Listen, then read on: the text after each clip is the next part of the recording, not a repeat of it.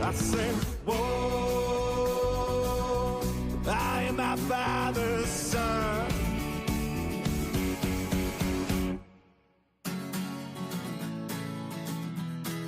Let the fuse and run. Whoa, let that fuse and run. Went off to college, but college done up me. Couldn't get my master's in truth and loyalty. Bang out the buzzword, teaching that blind man to sing. You might get the best of him, but you'll never fool me. Now, sweet talk to beanstalk, tell Jack to go and fetch your bank. Try that in upstate, boy, it's a different kind of scene. Went off to college, but college done up me.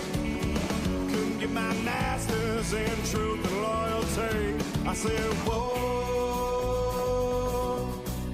light that fuse and run. I say, whoa, I am my father's son.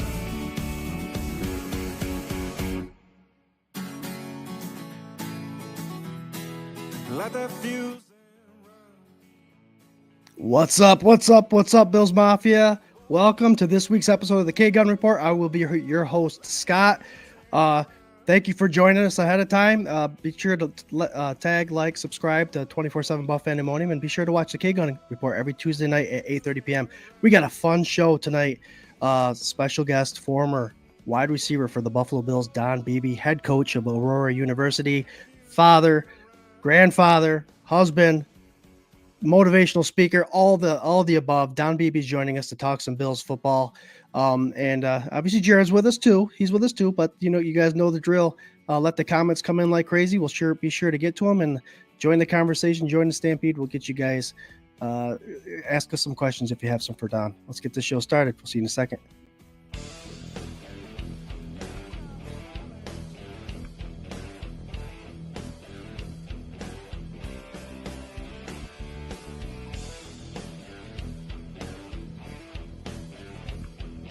Hey Bills Mafia, this is Don Beebe of the Buffalo Bills, and you're listening to the one and only K-Gun Report. Oh, and you all know, go Buffalo. Go Buffalo indeed. Welcome to this week's episode of the K-Gun Report, guys, brought to you by the Buff Fan Base Network and sponsored by 26 Shirts. You guys know how the Mafia do. A charity group of people that like to give. So 26 Shirts has been doing it for a while. $2+ million they've raised for families in Western New York, and they're continuing. Check it out. Go to the website. Figure out a charity you want to give to. Pick out some merchandise for yourself. It's a win-win-win. You're helping people out, and it's a beautiful thing. That's what the Bills Mafia is all about. Without further ado, hey, guys, we got a special guest joining us. He's been here before. He's coming back again, Mr. Don Beebe. Don, thank you for joining us again. Welcome to the show. Say hi to the peeps. Well, how you guys doing? You doing well? Oh, yeah. Right now. Good time of year, vacation time right before camp starts here in a couple months. And this is relax mode and just having a good time with the family and the kids. And then it all starts again, man. Oh, yeah. Yep. The OTAs, then summer break. Don, I think I'm going to ask you a couple questions regarding the Aurora University and how that is similar or different with the OTAs and training camp and all that stuff. But it'll be a fun conversation for sure. Jared, welcome. Our co-host here, my brother, Jared, brother from the same mother. What's up, bro? Not much. Just hanging out here between the Finger Lakes, Keuka, Seneca. Love it here. Can't wait to talk Bills football with you, representing the FLX Mafia. And I'm mostly here tonight to listen to the legend Don Beebe. There you go. Welcome, my brother. And guys, as you know, part of the show, we always hit up the comments right off the bat because we wouldn't be here without the Bills Mafia and that the comments that come in like crazy. You guys kick butt every week, and I'd be remiss to get you guys involved in the comments. So let's start off with John Johns. He says, "Hello, Bills fans." PF Mike says it's not working on Facebook. We'll look into that, Mike. Corey Blaine says, "Let's go. Can't wait to chat with a legend." There you go. There you go, Don, the legend, Don Beebe. What's up, Mafia from Adam Barasco? What's up, gentlemen? And what's up, Don Beebe? Where else would you rather be? That's Nice. a good one. Nice. Yep. Buffalo Spartan says, "What's up, boys? Mafia, mount up." Don, I always throw this out. This is Sparta.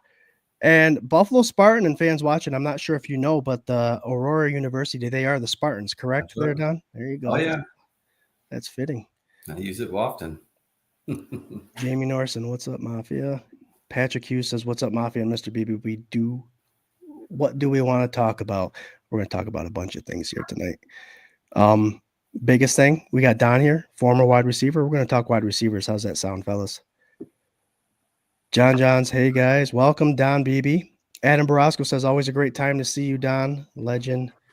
And we got through the comments. We got through the comments quick. Hello, fellows, from John Diaz. Very cool. Very cool. I just checked Facebook. It is working now on our group page. So sometimes this me and Don were talking about technology, and got a little dig into New York. Sometimes New York's a little slow, he says, when it comes to technology. So, and we're proving it, right? The Facebook slowed down. Don, it wouldn't let him in our chat here for a minute. And Jared, obviously, your slow issues that you always have.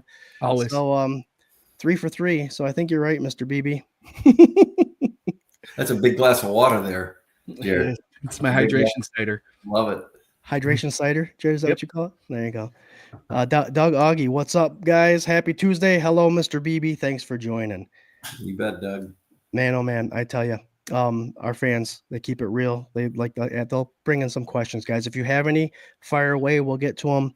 But we've got a lot to talk about. But first, on our show, we like to get to know our guests. We've obviously had Don on a couple times. We know quite a bit about him. But for those of you who are just joining, and he is a master. Well, I'd say a master of a lot of trades. You know, a jack of all trades, master of none. But I'd say you're a master of a bunch of them. You played in the NFL, Don. You're a motivational speaker that I've seen a bunch of your videos, and you get me pumped up.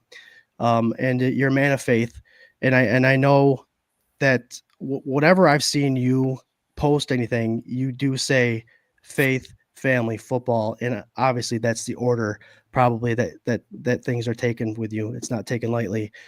So I want to direct the conversation right to you and your website and your books that you have, and tell us a little bit about what's going on there, and I'll leave a link so people can go and check you out. Sure. Well, thanks, guys. I appreciate it, man. It's great being on the show, as always. Loved being on it the last time, so this is my second time. Hopefully I'll become a bi-yearly guest on this, because you guys do a great job. I get to do a lot of these, and you guys do an awesome job. And I know you got a great following as well, because there's nothing better than Bills fans. So, it's been a really eventful last year, to be honest with you. And certainly the last few years. Signed an agreement probably about 2 years ago now, a year and a half, with Salty Earth Pictures that are going to do the movie on my story, which is a crazy story. Bills fans that really know my story and heard me speak or know it by reading the book or whatever, I should have never played in the NFL. I mean, it was just God's calling in my life, and he just opened doors, and I just was obedient and fortunate enough to walk through them, and really only playing 2 years of college football. One at a really small NAI school called Shadron State, and being the Bills' first pick in the 1989 draft is just a remarkable story. It's a one of never giving up. It's amazing that God gave me Leon let play, just kind of stapled everything that I am and never given up.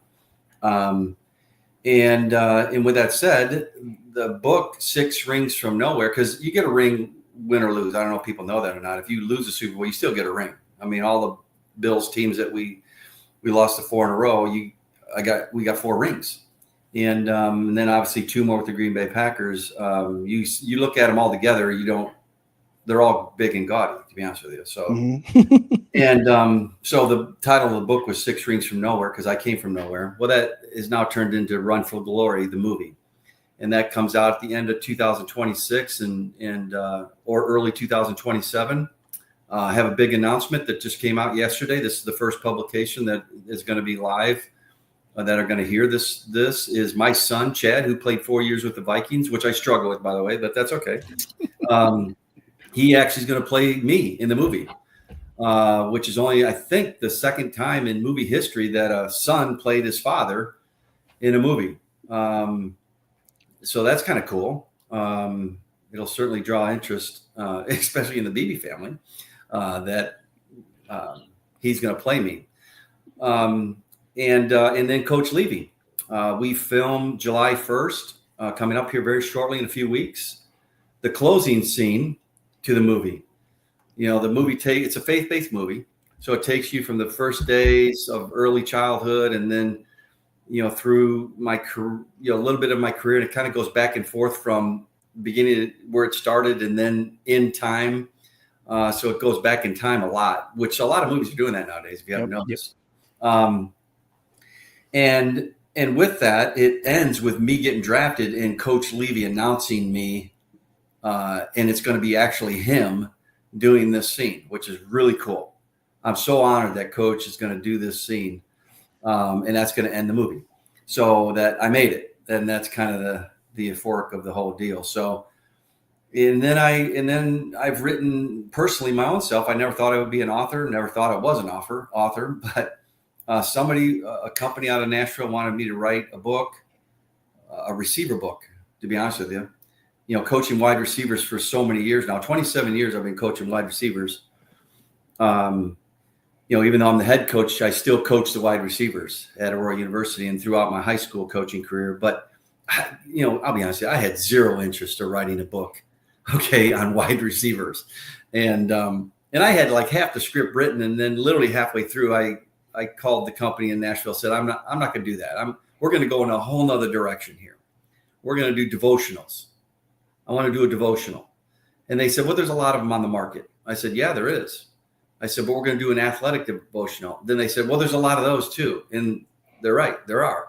But how many former professional athletes have written personal stories about their life and how they got through it through their faith in scripture and all those things? Yeah, not many. Yeah, I can't think of anything off the top of my head. So I felt led to do that. And then it turned into, that one came out about 8 months ago. And then it turned into, now I just did another one called In His Image, a father's devotional. And so there's a lot going on in the Beebe family. You know, I just got into a meat company. I saw that on the site. I was like, what's going on here? I don't know if we talked about this last time when I was on the deal, but you know, it's kind of a crazy story. About a year ago, a little over a year ago, I was having some issues with my chest and I felt, I better go get checked out. So my wife said, you're going to get checked out. So I did. I had a CAT scan and 3 of the arteries that are going to my heart were not good. Matter of fact, the Widowmaker was 97% blocked. And so this was a coming to Jesus moment with my wife on the couch after we got home that night. She says, I can't do this without you.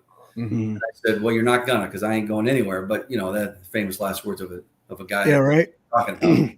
So we did a deep dive into the medical things and what would be best to, you know, I always ate good when I was playing and training, but you know, when I retired, I just became like, you know, hey, listen, I'm gonna eat what I want. I'm gonna, you know, enjoy life, blah, blah, blah.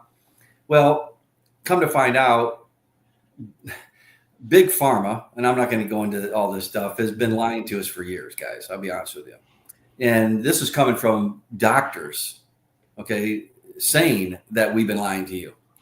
So I went on a carnivore diet. Well, if I'm going to go on a carnivore diet, I'm going to contact my best friend from college, who's one of the top cattle guys in the country. And he's a consultant for cattle, and he owns 8,000 acres in New Mexico. And he's still my best friend, and we talk all the time. And I said, listen, here's the deal. I got to go on meat, so I need to supply meat all the time. You know, so I got some great grass-fed meat. And so then I'm in this, and I noticed things changing like right away. Yeah. I had gout really bad. I haven't had an episode of gout for over a year, okay? Literally over a year. It was so bad with me that if I touched my sheet of my sleeping at night on my toe, it sent me through the roof. I had to sleep with my feet outside my bed sheet. Okay. I couldn't walk with my wife, and she likes to walk because the arthritis in my knees was just shot. I couldn't do it. So between gout and arthritis, and then I just, I'm a goer. I'm a coach. Coaches go. Mm-hmm. They don't know what rest is and sleep. So I started doing this, and I was like, wow, just amazing results. And it's been over a year, and I've been on a carnivore diet for over a year. I've lost 25 pounds. I feel phenomenal. I have so much energy. No episode of gout, no arthritis, all gone. We take walks every day. Mm-hmm. Okay. I just walked 18 holes yesterday. That would have never happened a year ago. No way. Right. And so things are different. I'll never go back, guys. So I bought into a all-American Angus beef, and we have what's called an auction block, believe it or not, on Bid on Beef. You want steak, guys? Go to Bid on Beef. I'm telling you. Okay. Now I don't have any part of Bid on Beef, but I am a part of meat that's supplied to Bid on Beef, just to set the record straight. Gotcha. Yeah. So, and I've got some of my buddies, Bills players. I mean, guys, I'm like, dude, you guys want meat? Go to this place and buy your meat. And it's the best way to do it, guys, because listen, you don't have to go to Costco. You don't have to go to Jewel, which is garbage anyway, just so you know, but that's okay. You go online, it's an auction. It's the only auction on meat in the whole world. You can't find another auction on beef right now, which I'm sure others will try this because it's so successful. And you bid on what you want. If you win, it's there in your doorstep in 3 days. Damn. Piece of cake. So I know I talked a long time, but I brought you up to speed of what Don Beebe's doing. There you go. So Don, it's a year now plus on the carnivore diet. Are you allowed to cheat once you get to a certain point? Is it just meat or? Yeah. I know you brought us here, but for those that are interested, I know a couple people that are on a carnivore diet and they have no complaints. And for my brother and I, we both have gout. And one of the things, and I'm a nurse, so I've heard all this pharmaceutical stuff. I'm on board with you with that. But are you strictly meat or is it okay? So the first 3 months, this is what I wanted to do too, guys, is when I first started out, because I didn't work out. Okay. When I retired, I stopped working out. I got into coaching. It's tough to do both, but I'm not saying you can't because you can. I just got lazy with it. But I told Diana, my wife, I said, listen, I'm not going to change anything that I do. Okay. Other than eat straight meat for 3 straight months. Mm-hmm. So I did that for 3 straight months. All I did was eat. I didn't work out. I didn't start doing anything of this nature. I did start doing some walks with her because I started feeling better and she enjoys that. And so, and nothing else was different. So that showed me that everything that changed in my body with the gout and the arthritis and everything was straight the diet, clearly the diet. Right. Now I am starting to work out a little bit more. Over a year later, I'm starting to work out a little bit more. I'm 60 years old, so it's not like I'm going in there and benching and squatting the world, but I am working out a little bit more and I feel fantastic, guys. I'm not kidding you, man. It feels like I've added 20 years back to my life. I'll say you may not be benching the world, but I'm sure you feel like you could if you had to. I am benching, but not what I used to. Yeah. But to further your question, Scott, is I'm pretty much meat. Will I have a keto, which keto is a little bit more carbs, carnivore straight meat, protein, no carbs at all. The biggest thing is sugar. You got to get the inflammation out of your body. The inflammation of your body is the biggest killer, just so you know. Yep. You got to get the inflammation out. And the best way to do that is go carnivore. So if I was you, if you guys got gout, I would go straight carnivore for 3 months and let's talk again after 3 months, see what happens. Okay. And then you can start getting back into a little bit more carbs, like, fruits and vegetables or something of that nature. Cause those are good for you too, as well. But I'm pretty much nowadays, 90%, 95% carnivore. There you go. Yeah, I could lose to shed about 30, 40 pounds too and get rid of that gout. That'd be nice. Yeah. Well, thanks for sharing that. Like I said, I know a bunch of people that, not a bunch, a few people that are on it and they no complaints, like I said. Patrick Hughes says, are you going to be in Buffalo this season for the last season in the Ralph? Oh man, I'm hoping to. Coaching, if I do, it's going to have to obviously be in December or January. I'm hoping to because, it's funny. I don't say this too often because I don't want Bills fans to get upset, but I was back in Buffalo oh gosh, this past February. And I was doing something, an event. And I wanted to go by the stadium and get a picture by my locker with my wife before they tear it down. Mm-hmm. Yeah. And I went up to the security deal and they wouldn't let me in. And I said, and I'm not one to argue. I'm not one to say and push my weight around anything like that.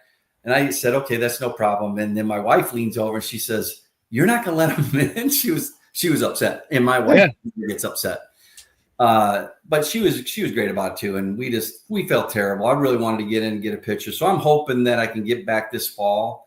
I would love to get a picture by my locker, which was right next to Tasker's locker. We were kind of locker mates, and just to get one final shot because I got to be honest with you, there's so many memories in that locker room after some big moments, man. I mean, just awesome. And to walk down that tunnel one more time, I would love to be able to do that before they tear it all down. Oh, for sure. I'm interested now that you said that, and who's actually in your spot. That'd be interesting to see. Oh, in my locker? Yeah. I don't know. They wouldn't let me in. I know. How without going into too much detail, it's like no, Scott. Marcus said that. Marcus said that when he goes back, they don't let him in either. It's like, unless, unfortunately, I understand with 9/11 and everything since then why security is so tight. I get it, but they should have a list.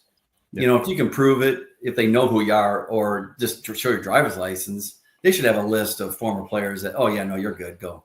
Yeah. Or call security up, and say, hey, listen, Don wants to go see his locker. Take him down there and see his locker. I mean, good night. It's not, but hey, I got nothing against the Bills or the organization or whatever. I just know if Ralph Wilson was still the owner, I would have called him and he would have said, I'll personally take you down there. That's what Ralph would have done. I know he would have. Damn right he would have. I wonder if they're going to throw an invite to you guys during that Jets game to come back one last time and have you guys maybe come out in the field and do some ceremony like that. I think that'd be legit. That'd be awesome. That would be in the last game of the season. So end of January. God, I hope so, man. Jared, that would be awesome, man.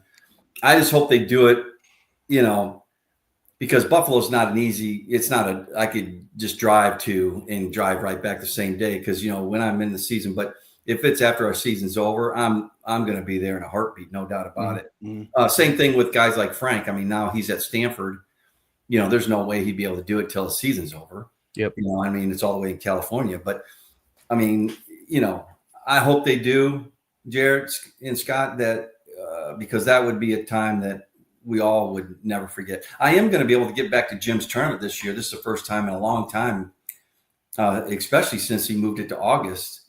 I haven't been able to make it because we're in camp, but they moved ours back this year for some strange reason. So it'll be great. I'm going to stay at Tasker's house, and a couple other guys are going to be there. And so it'll just be good to see the guys again. It's been a while. That sounds like fun. Yeah, bumping dates around a little bit, but hey, if it works out for you, it works out for you. Yeah. Ellen Lartz, the lovely Ellen Lartz wants to know, Don, if you still have your AFC rings and Super Bowl ring in a display box. I do. I have the rings. I don't ever wear them. Well, I can't, because if you look at my hand, see the ring finger? It's all jacked up. That's from Brett Favre. Yeah, he actually enjoys that. He's a sick human being, actually, but I'm kidding. Popping fingers. I'm kidding. But I have a messed up finger, so no ring could fit over that, and nothing gets on that hand. That's safe for one person only. So, my rings don't fit. So they are downstairs and collecting dust. That's what they're doing. They're collecting dust, but they're awesome. There you go. John Diaz. Do you smoke cigars there, Don? He says, what's your favorite cigar? I no, sorry, John. I don't smoke any cigars. I don't smoke. But great question though. But ask Tasker. Now Tasker would be the guy to ask the question to. Yeah, it might be chilly. It might be chilly. Damn right. Oh yeah. Love those commercials. Yep. Very good. Well, that's awesome. Thanks for the comments coming in, guys. You guys are killing it. But we do have to get to some topics, and with it being OTAs, it's fitting. I personally wanted to, if you guys are aware, Don Beebe coaches the Aurora University Spartans. So I was kind of curious, Don, into how is there an OTA? Is it called spring ball? Do you guys have a summer break and come back for a training camp? Is it kind of the same thing for? It's D3, correct? Yeah. So is it kind of the same concept? Yeah, D3 is much different than FBS or even FCS. FCS, FBS, it's year round. They'll go home a little bit right after school's out in May, and then they come back early June, and then they're there all summer, all the way through the whole season. Okay. But at D3, we get 1 month of spring ball, so you get 16 practices, and that's basically not even breathing on each other practices. I mean, hey, listen, it's a joke. They've gone too far the other way with it. They give us padded days, but we can't even do 11 on 11. Go figure. Yeah. I mean, it's like telling basketball practice, you can only do 3 on 3. You can't do 5 on 5. I mean, that's insane. Now, you can't run any plays, can't run any sets unless you do them against garbage cans, but you can't do it against football players. It's just dumb. And then summer, we don't have anything in the summer. So the guys work out. It's player run, workouts, and which is great. So that means you better have great leadership. Yep. And we do. We have great leaders. They lead it. I'd love to go out there and show them some things and practice, but I can't. So I don't even go out there because I guarantee somebody would take a picture and put it all over social media if I was out on that. Just put like a big mustache on and just go out there and be like, or just go out there and say you're Chad. Yeah, he's playing you. So I don't know. Yes, man. They can do it. We're fine. We've been doing it for 6 years, so it works. Yep. And that leadership, I mean, obviously that's a big part of it. You guys have been 51-10 since you took over. So obviously Mark Maddox always mentions coaches set players up for success. So if everything runs downhill, so that shows a lot to what you've done to that program for sure. Not only the program, but am I mistaken by saying that your football players are academically like the top rated, or they were given an award for last year's season? Yeah, so we got there in January 2019. No team in AU history had ever averaged over 3.0. We haven't had a year in 6 years in a row that we haven't averaged over 3.0. In this past this past year, we were 3.27. 54% of the team was 3.5 or higher. We had 23 guys with a 4.0. So we're killing it academically. And that's what it's all about. I mean, good night. I mean, you go to get your degree and then you play football. I don't care if it's at Alabama. Right. You're going to get a degree, but that's changed, especially at that level. Yep. It's become professional sports now at that level. Well, congrats to you, because when you get out of high school and you go to college, they talk about the what do they call it? The student athlete, and student comes first. And it's good that you tell these guys that, that's the big part of it. It's D3 football. You need to get an education. Yep. If you go further on, that's one thing, but you're here for an education. That's what we're all about. I got a memory here from John Sanders on YouTube. Welcome, John. Don, my first game as a kid is when you caught 4 TDs against the Steelers. I remember that game. Not sure which year. You were my favorite Bill because of that. Plus, the Leon Lett play was legendary. I think that record still holds for most touchdowns in the game, right? The 4. It is. I don't remember when that game was either. It was September 1991. I know exactly when that day. No, I'm kidding. But it was. I should have had John at more of my games, for crying out loud, man. I actually think it is still a record. I was very fortunate. My biggest problem, I'll be honest with you, I never stayed healthy. Mm-hmm. I had hamstring issues all the time. It just killed me, But man, I played with Jim Kelly, for crying out loud. I mean, if you're going to play with Jim Kelly, you're going to catch a lot of balls. My biggest thing is I just couldn't stay on the field for Jim. Mm-hmm. Thank God, we had a lot of guys. I mean, we had 2 Hall of Famers with James and Andre, and they were just so much fun to play with in Tasker. And it was just a great group of guys that we had during that run. But I've been fortunate to have some crazy games individually. And that was one of them. So that was a lot of great memories. It's funny, that brings me to a story. So the defensive coordinator then that year was Pete Carroll. Okay. Then Pete Carroll goes to the Jets. And then there's a Monday night, we're playing the Jets and we're down and we got to go, 80 yards or whatever in a minute. And I caught 3 big passes on that drive. Jim hit me 3 times. And then he found Thurman to win the game at the end. And so Pete Carroll was the defensive coordinator then. Pete Carroll was also the defensive coordinator of the San Francisco 49ers on a Monday night when I was at the Packers.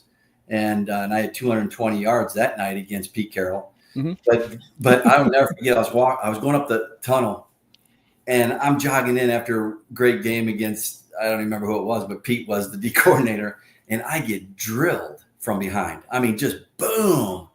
And I go flying. I didn't fall, but I went flying. And I was like, I'm ready to turn around and go to blows with some dude, right? Yeah. It's Pete Carroll. Pete Carroll just drills me, and he keeps running up the tunnel. And I'm like, I'm just standing there, befuddled. And he stops at the top of the tunnel. He turns around. And he goes, "Blank you, Beebe." Is he chewing a big old wad of gum when he said that? He starts laughing and turns around. I mean, he was paying me a compliment. Is what he was doing. So it may have meant nothing of it, but it's just he's a high energy guy, man. Yep. There's no obviously there's no surprise why he's had so much success. He's just a great dude, man. Great coach too. Here, I'm thinking you're going to say he just went out without looking at you and disappeared. It's like, oh, man, don't tell me that. Don, I just looked it up. Beebe caught 4 touchdown passes as the Buffalo Bills beat the Pittsburgh Steelers 52-34 at Rich Stadium. It was the Bills' second game in the 91 season. So September of 91, you were correct, sir. Yeah. I remember like it was yesterday. There you go. Don, I asked this question earlier on social media. The stadium is obviously going to be moved next year, but will you always remember it as Ralph Wilson, Rich, Bill Stadium, New Era, or Highmark? I mean, is that even a question? It's Rich, isn't it? I mean, golly, absolutely. It's always. Stadium. I don't even know what the name is right now. I don't even care. That's Rich Stadium, man. Rich Stadium. That's the Ralph. That's the Ralph. Ralph is he's legend. I mean, he's a Hall of Fame guy. I mean, he's legendary. Love Ralph. Oh man, I tell you, so did we. I mean, did we? I mean, come on, guys, think about this, man. We had Mr. Wilson, Coach Levy, legend, John Butler, Bill Polian. I mean, these guys were football legends. Yep. And just great guys to work for. Now, I don't know who, the ins and outs of what they got now. It seems, and I hear that it's great, but I don't experience. So, I mean, everybody on this podcast tonight, it's all hearsay. Right. To be honest with you. So you really don't know, but I can give you a firsthand deal of the people that we had in the 90s. It didn't get any better than that. No way. Best ever. Right. And you hear stories. I mean, Polian moved on to the Colts and stuff, and you hear the same thing. So it's not just, hearing it from you. When you hear it from everyone, something's got to hold true. And the stuff that we've always heard about Ralph and Polian and Butler, you got to be proud as a Bills fan. Even if you're too young to remember them, go check them out because they did an amazing job and they did things for their players and they were there for their players. Let me tell you what separated them, okay? Because everybody's like, well, we had the greatest coach. We had the greatest this, right? Okay, this is what separates him. Is still today, he's 99 years old. He's going to be 100 this fall, Coach Levy. This guy will still write me a personal letter, handwritten note. Nice. And if he's doing that with me, he's doing this with a lot of guys. So after my 6 years with Buffalo, and I was now 30 or 31, and we missed the playoffs, which is the first time, and we were going, this would have been after the 94 season. And he brings me into his office. And he doesn't, send me a note, or I find out on ESPN that night I wasn't going to get renewed. Because I didn't want to leave Buffalo. I wanted to end my career in Buffalo. No question about it, right? And he brings me to his office. He says, "Don, love you, man. Love what you've done for Buffalo. You'll always be a Bills to us." He said, "We're going to go in a younger group. We're kind of starting things over, basically." And they kept a few key cogs to it. Be it Andre, and even him. Eventually moved on, and Jim, but I was like, I shook his hand, I got up, gave him a hug, said, "Love you too, Coach, man." That doesn't happen, guys. Okay. It just doesn't happen. And in today's world, it's a whole nother thing. It's just like, whatever happened to character and class and loyalty and commitment and all the things that we all endear, but we don't do it. But guys like Coach and Polian and Butler, when he was alive, Ralph, I should say Mr. Wilson, to be honest with you. When I officially retired in May of '98, he writes me a letter, and I've been gone from Buffalo for 3 years. Mm-hmm. And he writes me a letter. You know what I did? I wish I could show you this. I'm going to turn the camera. You see that right there? I don't know if you can see it on my wall with Coach Levy and Mr. Wilson right in the middle. Yeah, with the 2 notes on the right side of each. Those are both letters that were sent to me by those 2 men. I framed that and I put it right on my wall. So every day I can see what great men I had coach me and lead me. So, and for me, I get credit now from parents and players as well. They're like, man, thank you so much for just talking to me through it and all this stuff. I say, I don't take credit. Right. My dad raised me that way. And my coaches like Coach Levy and Mr. Wilson, no, they taught me those character things. That's not a switch you can just turn on and off, guys. I mean, it's who you are. Right. And you learn from people like that. And boy, did I took a lot of notes from those guys, man. Yeah. It's amazing. And now you're turning around and trying to implement that on your young bucks that you're bringing up for sure. Yep. Trying. Hey, man, if you get one, it counts as far as I'm concerned. Yeah. Adam Barasco says, I will always tell this story. I wrote a letter to the Bills when I was like 6 years old, and you actually responded and sent me an autograph card. It was a super exciting moment for me at that time. You were always my favorite player, even with the Packers. I was happy when you finally got the ring. Adam Barasco. Thank you, Adam. I appreciate that. That's so cool. Matter of fact, I think I remember that name, Adam Barasco. Believe this or not, the fan mail letters, which is crazy to even think about this, it just hasn't stopped. Mm-hmm. I mean, I've been retired, I don't even know, since 98, and I get fan mail letters every day. Matter of fact, I'm so far behind. I wish I had the stack next to me. It's out in the kitchen. I mean, I got a stack. I got to catch up, and I'm sorry, all the fans that are out there. I haven't got it sat down, but I'm about 100 behind. But I will get to it. And I'll sign that and send it back to you.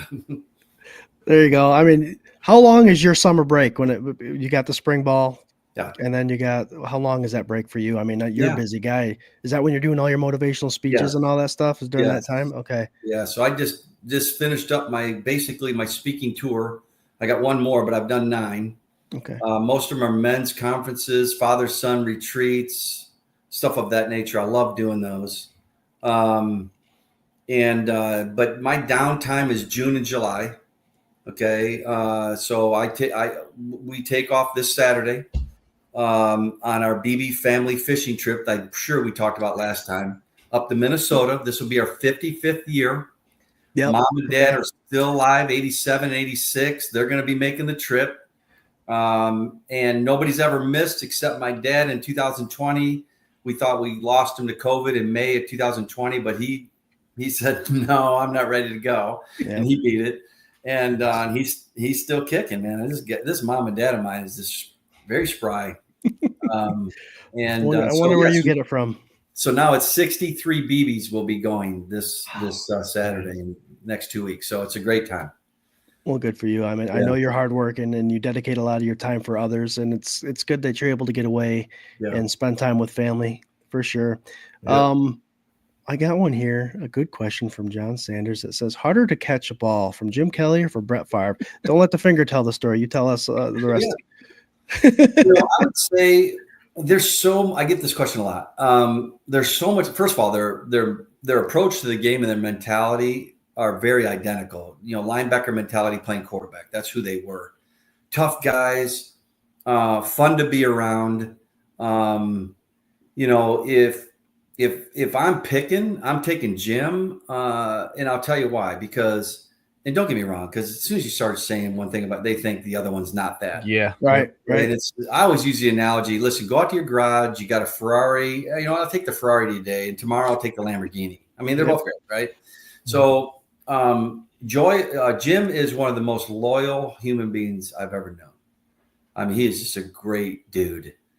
And, you ask Jim to do something, it doesn't matter how busy he is. He's going to say, Beebs, I got you. Mm-hmm. And now I don't ask him to do things that much at all. But if I did, I know Jim would be there in a heartbeat. And when we get together, which is not often, we got our lives, we're busy. He's on 100 miles an hour, so am I. But when we do get together, it's like we never missed a beat. Mm-hmm. But answering the question, Brett had a big arm. Jim had a big arm too. I mean, Jim could really throw a deep ball very well, but Jim had a little more touch on his ball. But Brett, he would try to throw it through you. Yep. Okay. He didn't care. He didn't even listen to Holmgren. He didn't know what a touch pass was. Okay. He just tried to throw it through you. Matter of fact, it was kind of a standing joke, but it was really true. At the Saturday night meeting that you would have at the hotel before the game on Sunday, Coach Holmgren would always send out the top 10 plays or top 15 plays that we're going to run the next day. You were praying to God that you weren't in that first 5, that you were going to be the first call to catch a slant route or a hitch route or something like that from far, because A little amped up. Yeah, hard. He's going to be high and hard. Okay. Yeah. And he's going to lay you out. So I used to get ready for Jim and especially Brett for camp. I had a jugs machine that would shoot footballs out. Okay. Mm-hmm. I would stand 6 inches away from the ball that's in the machine, and whoever I could get to shoot balls out, catching balls at 65 miles an hour. Mm-hmm. Now, please, kids, don't do this. Okay. Don't do this. I don't want to get in trouble. Put a helmet on for one, keep your head off the center, and catch balls at 65 miles an hour just to get ready for training camp. And what that did was this: it broke down all the nerves in your hands. So when you get a nerve and you strike that nerve, and it's like a blood vessel, it's really hard to even touch, man. You do that in camp, that ain't good. So I would break down all that before I get in there, just numb my hands, but it created really strong hands, but yet soft at the same time. So, and it really helped. I'll be honest with you. Numbed it up. Jim Kelly's my guy. I'm a quarterback guy myself, so love everything that he's done. I got a comment from Jesus Gonzalez. I have a great photo signed from you. I made a frame with a plate saying "Never give up," and nice. That takes me to. I just want to remind people that Don does have a website, www.donbeebe.com. It's got his books, Never Give Up, in his image. It's got his story. He was talking about motivational speaking. He does have an application, a questionnaire thing that if watch a couple of his videos and you'd be hard pressed not to have him come out. Such a motivational speaker. Visit that website. You learn all about there's a little information about the movie that's coming up. So the website I am putting right on the page right now. It's easy, donbeebe.com. Join up. Mm-hmm. So let's transition here a little bit and talk about some Buffalo Bills football. Bills fans, Bills Mafia. We got a former Bills wide receiver with us, so we may as well talk about the Buffalo Bills wide receiver room. And these are questions that are plaguing all the social media because there's so much time now before training camp starts and all that stuff. So it's, will James Cook sign, and has their wide receiver room gotten better? Obviously, there's no question about Josh Allen. By the way, congratulations, Josh Allen and Haley Steinfeld. Congratulations on your marriage.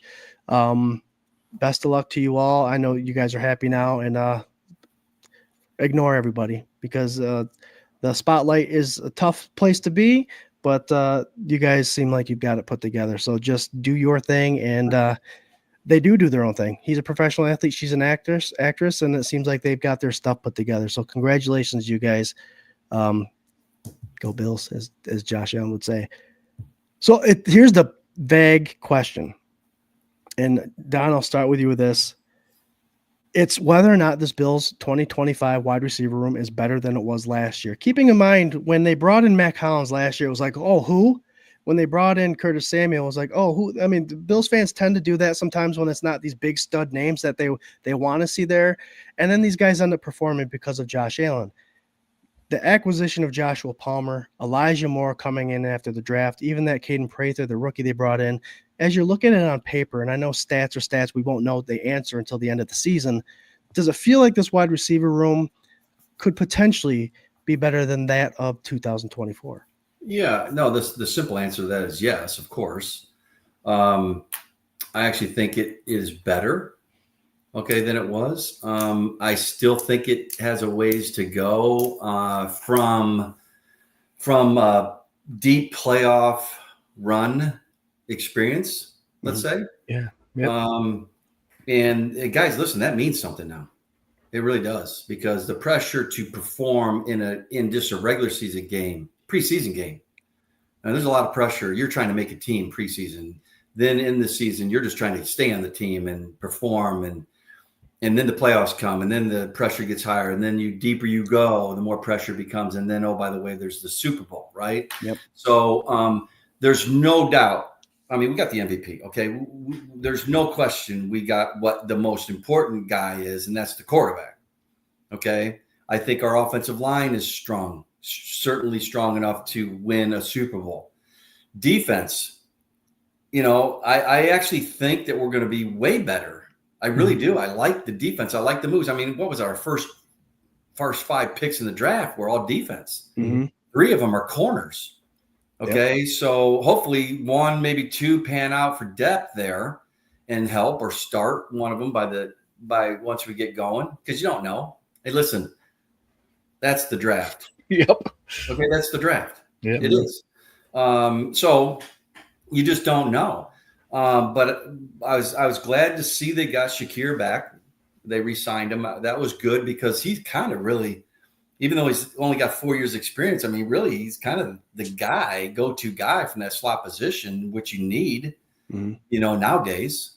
Back in our day, Andre was really the original slot guy, to be honest with you guys. I mean, nobody uses a slot guy. Now everybody uses one, so you got to have it. And I think he's pretty good. He's made some big catches and big moments in playoff games, especially, and stuff. The other guys, besides that, Samuel is the only guy really that's played, 9 years? He's been 9-10 years in the league now. The rest of them are like 4 or 5 years. So we're still pretty young. Yep. But I think there's some young talent there. The only question that I have is can they make these big catches in the big moments? Now, in saying that, man, oh man, I think we could start out 6-0 before the bye week. Certainly 5-1.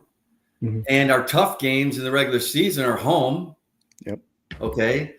You got Philly home, KC home, Ravens right out of the box home. So that's good. And besides that, I think our schedule is pretty easy. I don't know where it rates, but it's got to rate pretty high as far as one of the easiest schedules in the league this year. And most of the early part of the season are home games. So we better take full advantage of that before the bye week.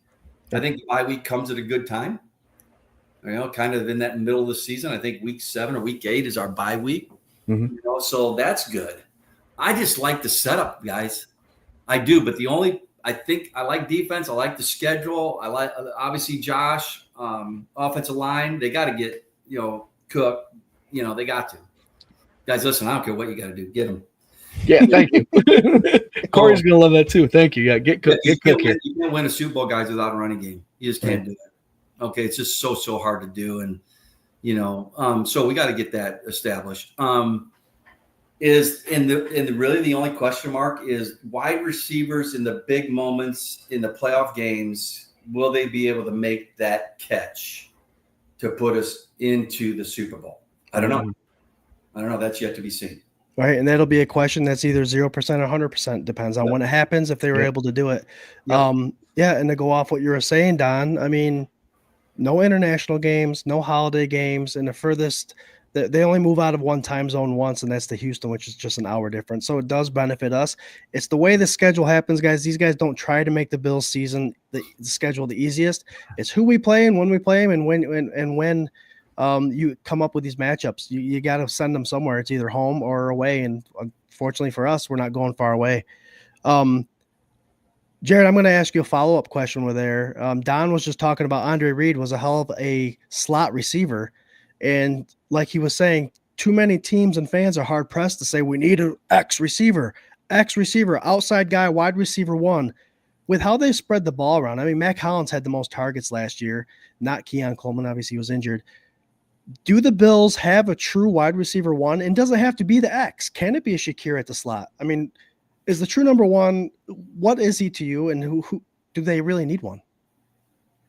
No, I think that's where a lot of modern day fans get confused with the game of football has changed on the offensive side dramatically over the past couple of years. If you have a number one receiver, what are the chances of them making the playoffs? You usually don't see them making them too often. I think with Josh Allen not being limited to who he has to throw to, that is going to be, we're going to have three number ones. He's going to open it up each week. It's going to be different. Khalil Shakir, he had 100 throws at last year. He made 76 of those catches. The next guy up, Kincaid was high up there, and it's going to differ from week to week.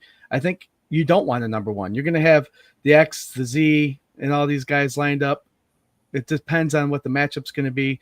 But I think if you have a number one receiver, you're going to have a target on them. And I think the Bills offense is geared up so they don't really need one. Keon Coleman's going to come into this year. Hopefully, if he stays healthy, as we saw last year, he built up, was doing well, got injured, came back, built up, and did well again. I think if he has a full season, he's just going to ride after week 4. Against Khalil Shakir, consistent target, makes all the catches. We have new additions with Palmer and Elijah Moore and Chenault and, those guys. So these guys are veterans in the league too. So if the offense, the receivers can get that mentality that they're not going to be the number one, or they're not going to get 10 targets a game, they're going to get their fair share. I think it's going to be just beneficial for Josh Allen. And that's what it comes down to, is what the quarterback wants to produce that day and who he feels comfortable giving the ball to. And like I said last week, 1,500 times, it's all going to be on efficiency. Shakir is good for catches, 76 out of 100, 76% catch rate. We're going to need something along those lines through everybody. When you get your name called, you have to make those catches. If you're getting 60 targets a season, 100 targets a season, 120 targets a season, if your name's called, make those catches. And I think Josh Allen will find those guys who are hot and stick with it. And each week in, week out, there's going to be a different wide receiver one. And I think that's something that Bills Mafia has come to recognize over the last 2 or 3 years, that and the NFL should open their eyes to, fans, is having a wide receiver one does not necessarily mean that you're going to be a successful team. You got to have a team. Can I add to that? Yep. Yeah. Okay. So I don't say this to brag at all, because I've been very fortunate in my playing career and coaching career that the last time I was on a team that was 500, under 500, was my junior year in high school. That's 43 years ago. Yeah. Why do I say that? I say that because I know what a winner looks like. Mm-hmm. Okay. And I've been fortunate to play for great coaches. And as a coach, I'm fortunate to have great players. But I knew how to go out and get those players because of Coach Levy and my high school coach, and taught character and all these things, right?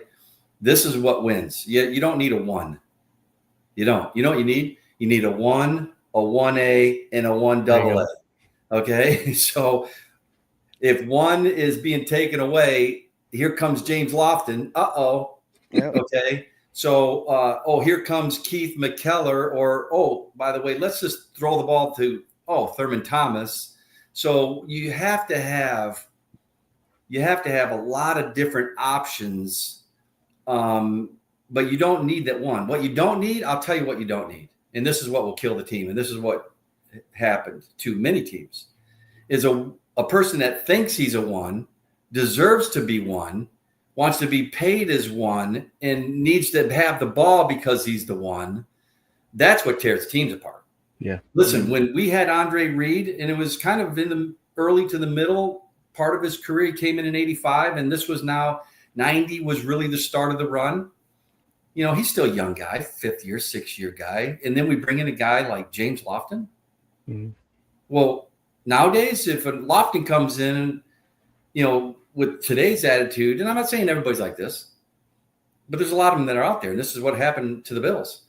And he comes in and he thinks he deserves the ball. No, you don't deserve nothing. Okay. You deserve to win and help the team win. That's your job. Okay. Yeah. So James came in and said, whatever it takes, man.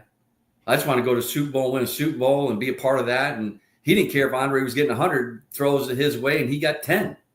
And that was the mentality. Thurman, when I scored a touchdown, who's the first one there and always would come over and genuinely give me a hug or slap on the butt and say, "Great job, Beebs."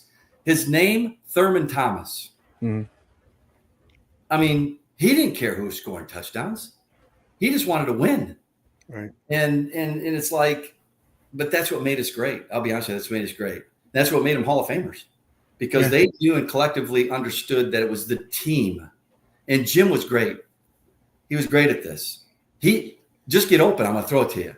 Yeah. He wasn't like, oh, I got to throw it to Andre every time. No, you know what? And believe me, if you're asking me, I think Andre is one of the most underrated wide receivers in NFL history. I think Andre Reed, in my mind, and knowing talent of a wide receiver position, dude, this guy's top 10 for sure, all time.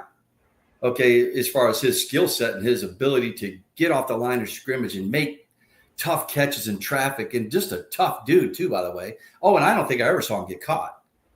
Okay, so, Andre, I think Andre is one of the greatest of all time. So, but that's what we had. And that's what we had. That's what wins. So if these guys collectively, they don't care who's won. Everybody's a one. This day you're the one. This day you're the one. And they have that mentality. And if the cook and he has that mentality, and Josh is going to be Josh. Josh is a lot like Jim. He don't care. He's going to throw it to the open guy, right? And then you have the tight ends, which we have the tight ends. We do. Yeah, we do. Okay, we got all the tools for certainly offensively, no question. I just need to know what we talked about earlier. Can we do that from a wide receiver in the big games? We don't know, but that's what's going to take to get us over the hump and win a Super Bowl is right there. I think the hardest part is the understanding part. I mean, the Bills understand it. They know when they're given the opportunity, take advantage of it, make the most out of your opportunities. There's just so many fans, and it's not just Bills fans, that are hell-bent on, we need wide receiver one. He needs to be a guy that shows up all the time. I know the Chiefs have a tight end. San Francisco had a tight end. There's always just one player that they're focusing on. But we got to remember the Bills scored 30-plus points last year. They were one of the top offenses in the league, and you still want to talk about, do they have a number one wide receiver? They don't need one. They just need people to show up when they're asked to show up. And something that Josh Allen has been doing all along since he got drafted in 2018 is work on something to make himself better. And he's becoming a quarterback because his physical, we talked about last week, his physicality part about it is eventually going to start dwindling to where the cerebral part is going to have to take over, and he's going to have to start anticipating the throws a lot better. And that's the offensive reads. And that's what Brady's there for, to set him up for success, to be able to find, doesn't matter if it's Keon, doesn't matter if it's Shakir, you do your reads and find out who's open based on what the defense. You guys got to remember, not you guys, a panel, but people listening, when they play against teams, they're not throwing the wide receiver one because that's who they have to throw to. They're throwing to a wide receiver because that's what the defense is giving them. So the defense dictates a lot. So our wide receiver number one could be someone different every week based on what the defense is giving us. When Andre Reed got there in 85, was he a number one? No. Was he a number one his second year? No. Was he his number one his third year? No. Okay. When did he become really the number one? Really? Probably 1990. 89 as well, probably. Shakir's in his fourth year. He has 100 catches this year, and they go and win the Super Bowl. Guess who's the number one? Yeah. I mean, they'll label him the number one. Yep. Yeah. We're fine in that sense. If we can prove that they can make the big catch in Super Bowls or playoff games, believe me, you're going to find a number one. Yep. I like to compare the Shakir of the worlds. I mean, he will never be the X. But it's like the Taron Johnsons of the world. Yep. A great cornerback, paid like a CB number one, but he will always be that nickelback. They have their roles, they know their roles, they know their responsibilities, and they're going to do their best at that particular job. I know we're running out of time here, but Don, I wanted your opinion on Keon Coleman. Obviously, I thought he had a good season his rookie year. He got injured, missed a couple games. And you've been there, rookie, played the second year. What do you expect in his second year? And I mean, he's bigger and stronger, they say than last year, but obviously we will see it when it's on the tape. Hope so. What kind of things, obviously, when you come in as a rookie, you were at college, you've had combine, you've had all this stuff. Second year, you've had all summer. NFL is your job. Yeah. What kind of difference, how big of a difference is that? And how much do you expect him to lift his game in 2025? Yeah, see, he's the perfect guy that I'm talking about right here. He's the perfect guy because he is yet to really prove. But again, it's the second year. Okay. But this is a big year. This is a big year for a guy like him, that he can prove that he can make that big catch in the big moments of the in the season, and then help us to make that long run to a Super Bowl and hopefully win a Super Bowl. It's going to take a guy like him, okay, to take his game to another level in the big moments, because that's yet to be proven. But again, he was a rookie. How many rookies just step right in and do it their first year? Right. You can count on one hand in NFL history, really. Okay. But the second year and that third year are the big years for them to start to prove they belong. Does he have the talent? Yeah, but I got to be honest with you guys. There's a lot of guys that have talent. Yep. It's a mental game. It's a mental game even in Pee Wee football, but the more that you grow and the farther you go in your career, the bigger the mental part becomes. Because now you got to perform in front of 70,000 people and 1 million people watching on TV and so on and so on and so on. And then the biggest moments. I don't know if he can do that. I don't know. I'll tell you a story. There was a guy that came out, I think it was my second year in Buffalo, and certainly not to knock him, but I think this is a point that we're trying to make here. His name was Clarkston Hines. I think he was drafted by the Bills in the 4th round or 5th round in 1990-91. You can check it for me, Jared.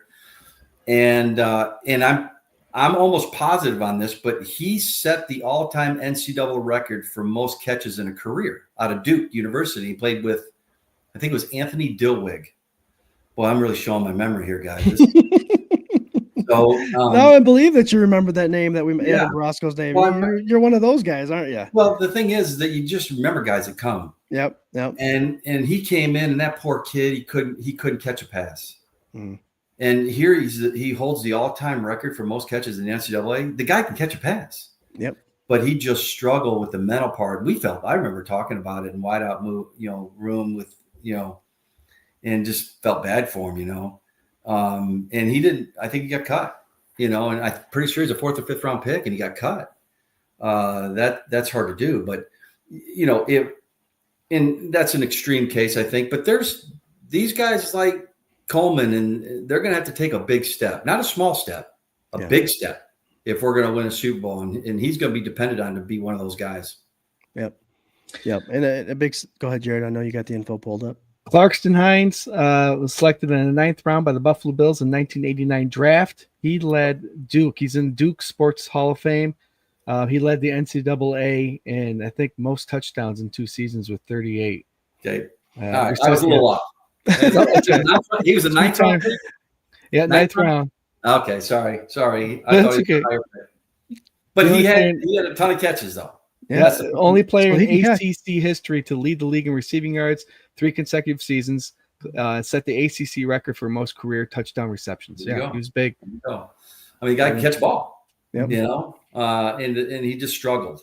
So anyway, can you handle the mental part of the game? That in itself is huge.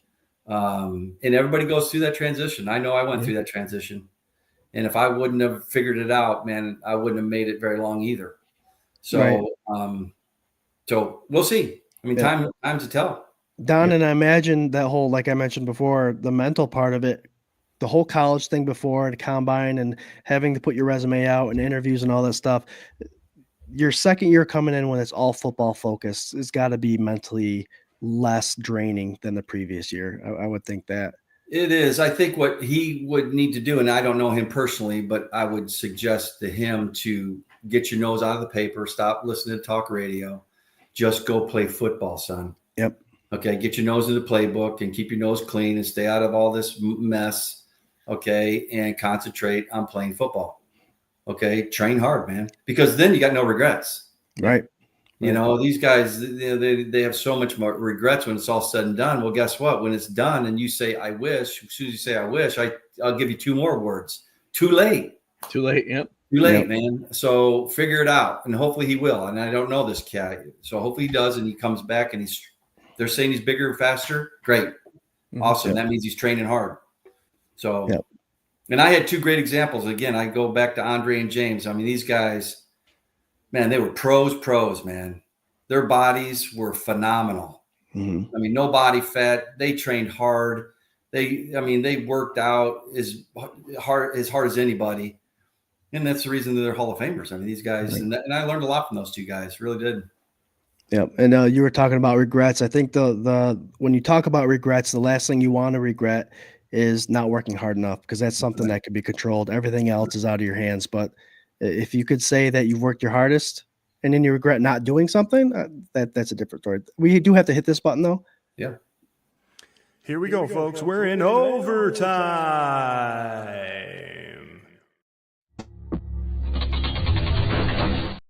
No, There we're you not doing that go. one. The fans love it when the overtime is hit.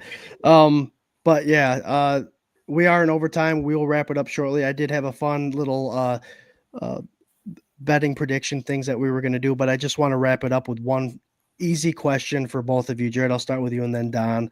Is there a 100 reception receiver on our team, and is there a 1,000-yard receiving wide receiver on our team?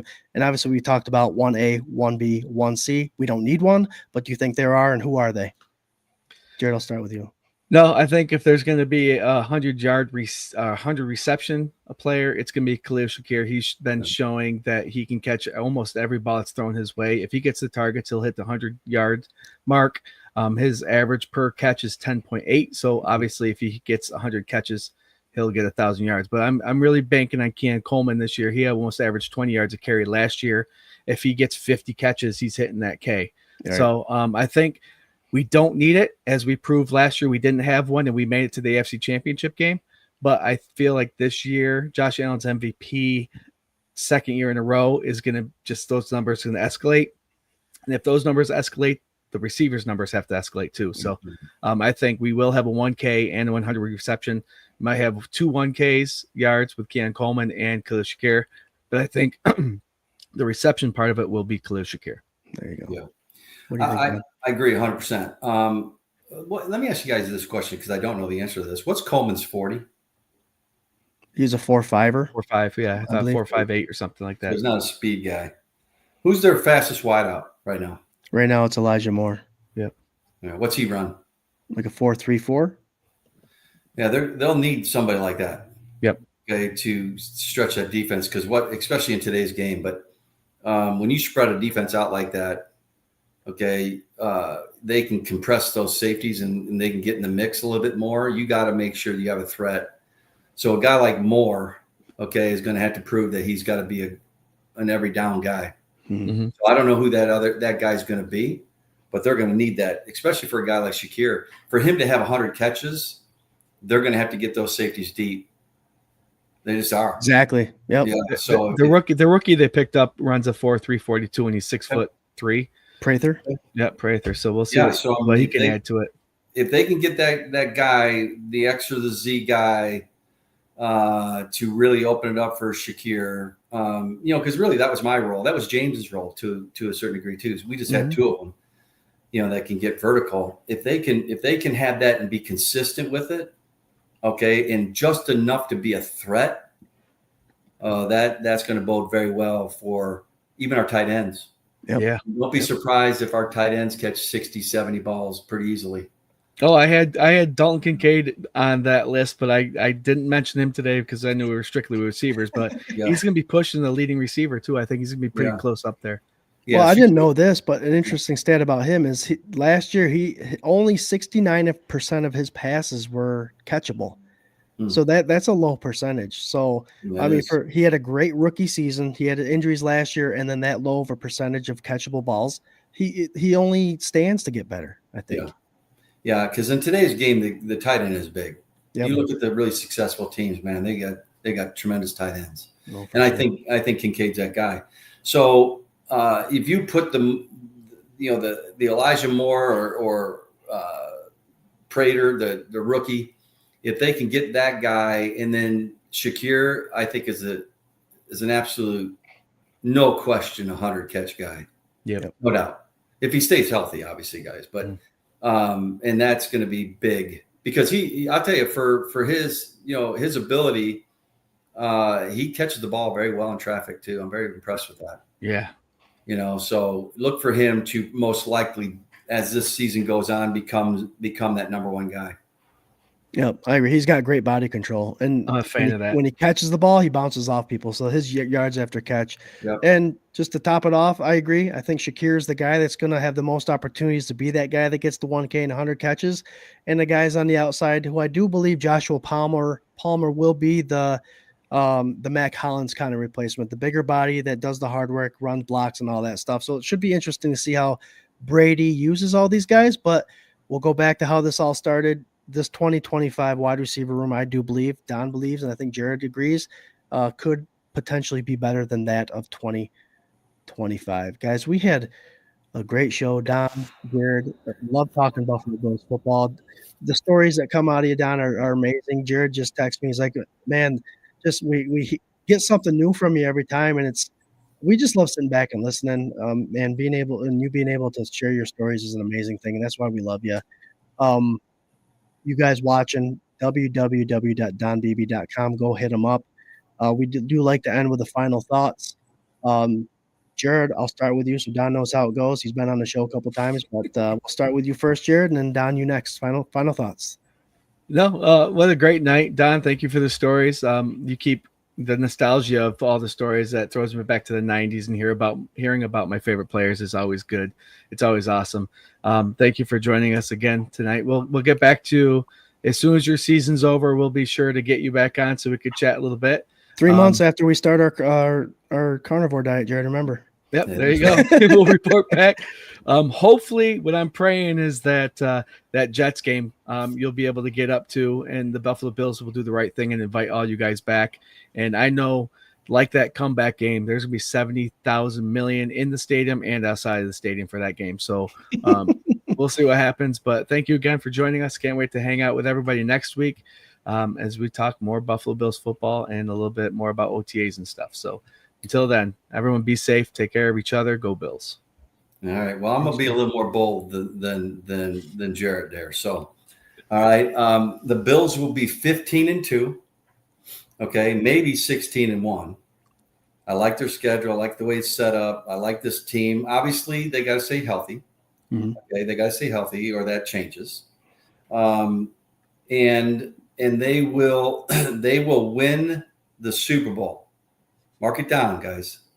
Okay, they're going to win the Super Bowl, and it's Marv Levy's 100th birthday this fall, and they're going to bring him in, and they're just going to be able to celebrate February. Okay, the first time in Western New York history winning the Super Bowl. Love it. It's going to happen, and I just, oh my gosh, I just get. I mean, look at the hair just standing up on my arm, man. It's just awesome. I mean, it's going to happen.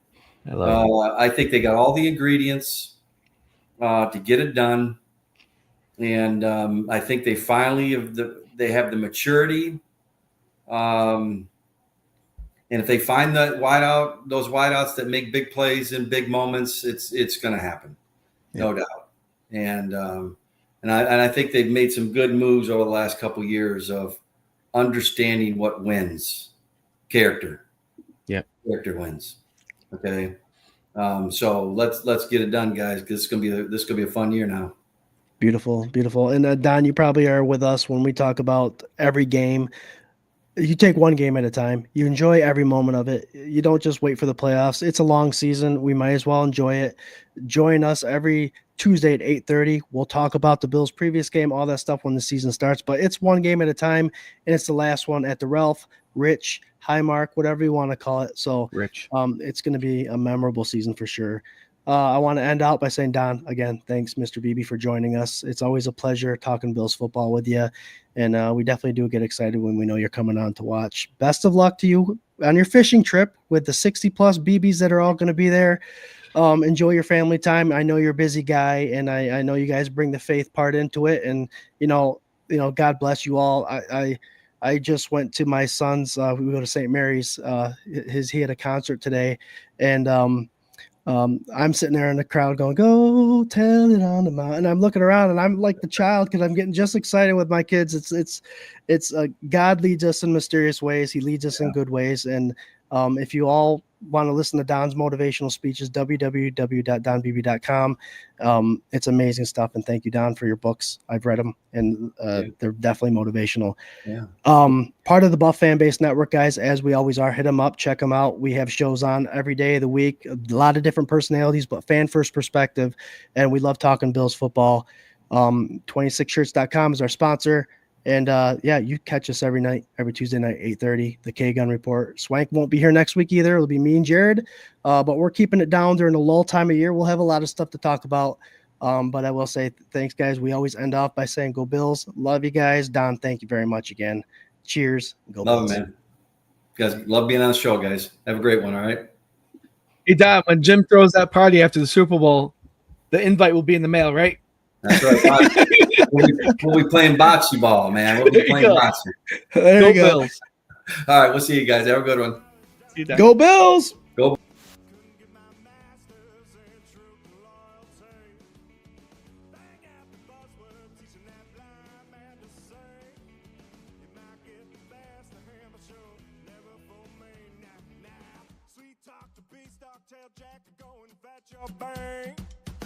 Try that and upstate board's a different kind of sing. Went off to college, but college turned out me.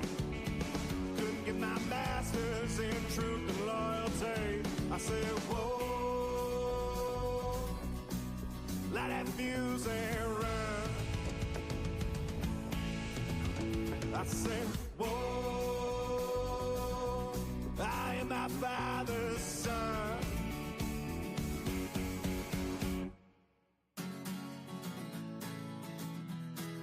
Let the fuse and run. Whoa, let that fuse and run. Went off to college, but college done up me. Couldn't get my master's in truth and loyalty. Bang out the buzzword, teaching that blind man to sing. You might get the best of him, but you'll never fool me. Now, sweet talk to beanstalk, tell Jack to go and fetch your bank. Try that and upstate board's a different kind of scene. Went off to college, but college done up me. Couldn't get my master's in truth and loyalty. I said, whoa, light that fuse and run. I say, whoa, I am my father's son.